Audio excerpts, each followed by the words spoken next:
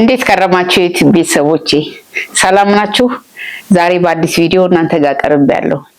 ዛሬ የማቀርብላችሁ ባህላዊ የሆነ በጣም ልትወዱት የምትችሉት እንደ ዶሮ የምትመገቡትን ምግብ ነው ይዤላችሁ የምቀርበው። የሽምብራ አሳ ይባላል። የሽምብራ አሳ እንግዲህ በገበያ ላይ ሽምብራውን ማግኘት ትችላላችሁ። የተፈጨ ሽምብራ ነው።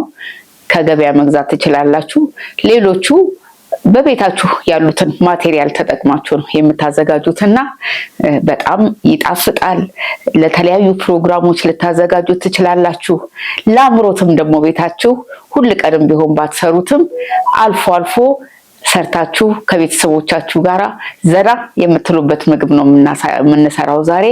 አሁን ወደ አሰራሩ እንሄዳለን። የሽምብራ አሳ ለማዘጋጀት እንግዲህ የሚያስፈልጋን በዋነኝነት የሽምብራ ዱቄት ነው። የሽምብራ ዱቄቱን ከገበያ ላይ መግዛት ትችላላችሁ። ከባልትና ሱቆችን ማግኘት ትችላላችሁ። እኔ ከገበያ የገዛሁትን የሽምብራ ዱቄት እንግዲህ በደንብ አድርጌ ከነፋሁት በኋላ በጎድጓዳ ሳህኔ ውስጥ አቅርቤዋለሁኝ። እዛ ላይ እንግዲህ ትንሽ ጨው እንዳይበዛበት በጣም ትንሽ ጨው ትጨምሩበታላችሁ። ከዚያ ለጣዕም ደግሞ ትንሽ ኮረሪማ በተን ታደርጉበትና እንዳይደርቅባችሁ ደግሞ ትንሽ ዘይት ጠብ አድርጋችሁ በደንብ አድርጋችሁ ታደባልቁታላችሁ። ከዚያ በኋላም ውሃ ትንሽ ጠብ እያደረጋችሁ እንዳይላላባችሁ ጠብ እያደረጋችሁ በስነ ስርዓት በደረቁ ታሹትና ታወቁታላችሁ። እንግዲህ እዚህ እንደምታዩት ቴክስቸሩ ይሄንን መምሰል አለበት። በጣም መላላት የለበትም። ለመቆራረጥም ለመጋገርም ሊያስቸግራችሁ ስለሚችል፣ ስለዚህ ካቦካችሁት በኋላ እንግዲህ አሁን ወደ መዳመጡ ነው የምንሄደው። በምትዳምጡበት ጊዜ እንግዲህ ሊጣችሁን እንደሚመቻችሁ ቆራርጣችሁ መዳመጥ ትችላላችሁ። ከዳመጣችሁት በኋላ በቅርጽ ማውጫም ማውጣት ትችላላችሁ።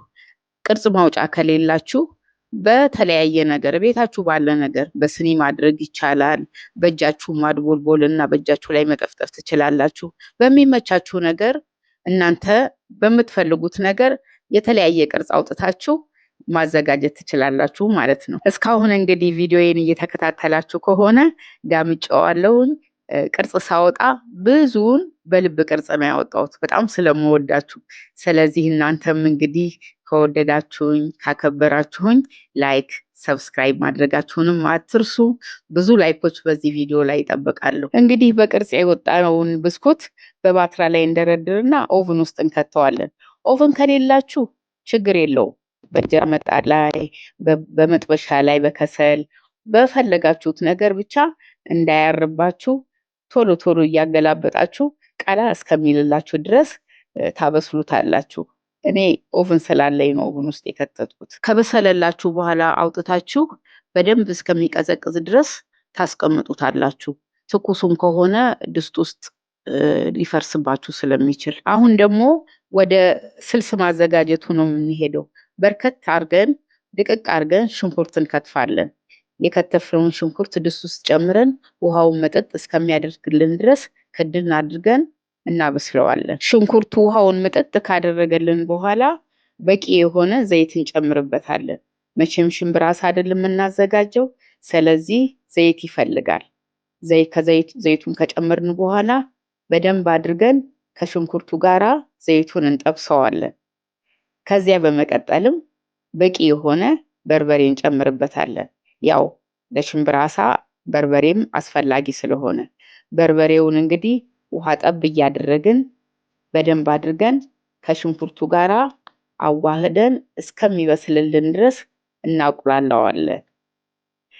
ከዛ በኋላ በደንብ ከተቁላላልን በኋላ ቲማቲም፣ የተፈጨ ቲማቲም ጨምረን እሱንም እንደዚሁ በደንብ እስከሚበስልልን ድረስ ቆንጆ ቴክስቸር እስከሚይዝልን ድረስ መብሰሉን እስከምናረጋግጥ ሽንኩርታችን ልክ እንደ ዶሮ እሱንም በደንብ አድርገን ከስልሱ ጋራ አገናኝተን እናቁላላለውን ማለት ነው። ከዚያ በመቀጠል እንጨምረው ነጭ ሽንኩርት፣ የተፈጨ ነጭ ሽንኩርትና ዝንጅብል እንጨምርበትና እሱንም በተመሳሳይ በደንብ አድርገን እናቁላለዋለን። ከዚያም ክኖር እንጨምርበታለን። ክኖር የሚገርማችሁ ነገር ወጣችንን በጣም ያጣፍጥልናል። ጥሩ ነው። በደንብ አድርጎ ወጣችን ከተቁላላለን በኋላ ውሃ በአንድ ጊዜ አንከልስበትም። ምክንያቱም ሽንኩርታችንም ልድልድ ያለ እንዲሆንልንና በኋላ ወጣችንም ውሃ ቀርር ያለ እንዳያወጣብን ቀስ እያለ ነው የምንጨምረው። በሁለቴ በሶስቴ ነው የምንከልሰው። ስለዚህ እንደዛ እያደረግን እያቁላላለን በመጨረሻ ላይ የሚያስፈልገንን ያህል ውሃ ከልሰን ትክትክ እስከሚልልን ድረስ እንቆያለን። በዚህ መካከል ለጣዕም ያህል ትንሽ ኮረሪማ እንጨምርበታለን።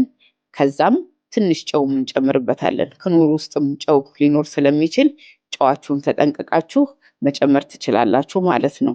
በዚህ መልኩ ወጣችን በደንብ ከተቁላላልን በደንብ ከተንተከተከልን በኋላ ስናየው ቆንጆ ወጥ ቴክስቸሩን የያዘ ቅባቱንም እየተፋ መሆኑን ስናረጋግጥ እሳታችንን በጣም ቀንሰን ወይንም አጥፍተን ያዘጋጀነውን የሽምብራ ብስኩት በላዩ ላይ ጣል ጣል አድርገን ክድና አድርገን እሳታችንን አጥፍተን እናወጣዋለን። እንደምታዩት እንግዲህ ሽምብራውን ከጨመርኩኝ በኋላ ብዙም አላማሰልኩትም፣ ሊፈራርስብን ስለሚችል ገልበጥ አድርጌ ነው ያወጣሁት።